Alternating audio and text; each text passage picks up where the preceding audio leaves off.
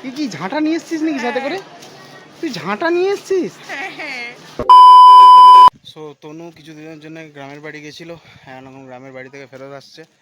তো আমি ওকে বার্নপুর স্টেশনে নামতে বললাম, কারণ আসানসোল স্টেশন ঢুকতে ঢুকতে এই ট্রেনটা বার্নপুর থেকে আসানসোল ঢুকতে ঢুকতে মাঝে মধ্যে 1 ঘন্টা লাগিয়ে দেয়। তখন বার্নপুর স্টেশন চলে এসেছি অ্যান্ড পুরো প্ল্যাটফর্মটা লগভগ ফাঁকাই আছে। এখনও D1 বগি নাম্বার দেখি কখন ঢোকে।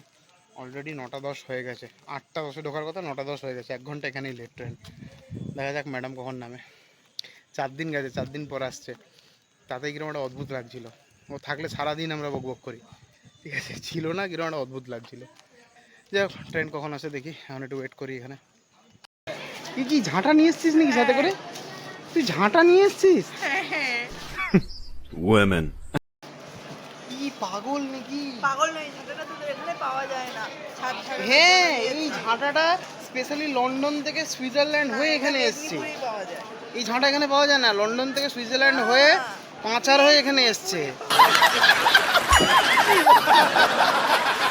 হ্যাঁ, মেদিনীপুরে পাওয়া যায়, এখানে পাঁচার হয়ে এসছে, স্মাগলিং করে পাঠানো হয়েছে।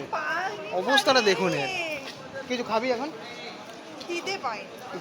ঘরের খাবার আমার এখন খাওয়ার ইচ্ছা নেই, আমি মোমো খাবো। ফিলহাল আমরা কিছু একটু খাবো, খেয়ে দিয়ে ঘর যাবো।